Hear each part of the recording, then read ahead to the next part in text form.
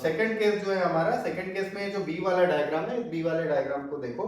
इस बी वाले डायग्राम में वैलेंस बैंड और कंडक्शन बैंड इन दोनों के बीच में एनर्जी गैप है, और ये ह्यूज एनर्जी गैप है, बहुत बड़ा एनर्जी गैप है, 3 इलेक्ट्रॉन वोल्ट से ज्यादा है।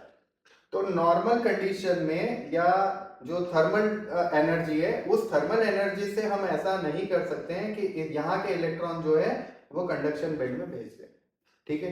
इसलिए इस केस में हम इलेक्ट्रॉन का ट्रांजिशन नहीं करा सकते।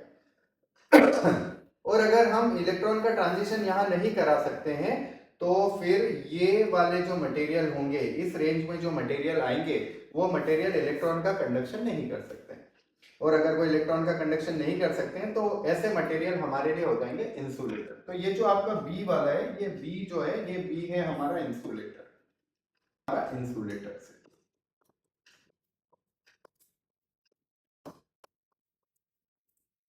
ठीक है। अब आता है ये थर्ड नंबर पे सी हमारा। अब सी में देखो, सी में जो वैलेंस बैंड है और जो हमारा कंडक्शन बैंड है, इन दोनों के बीच में जो एनर्जी गैप है, वो एनर्जी गैप है लेस देन 3 इलेक्ट्रॉन वोल्ट। तो जब लेस देन 3 इलेक्ट्रॉन वोल्ट का एनर्जी गैप होता है तो उस केस में हम थर्मल एनर्जी देकर के इलेक्ट्रॉन्स को जंप करा सकते हैं कंडक्शन बैंड, ठीक है।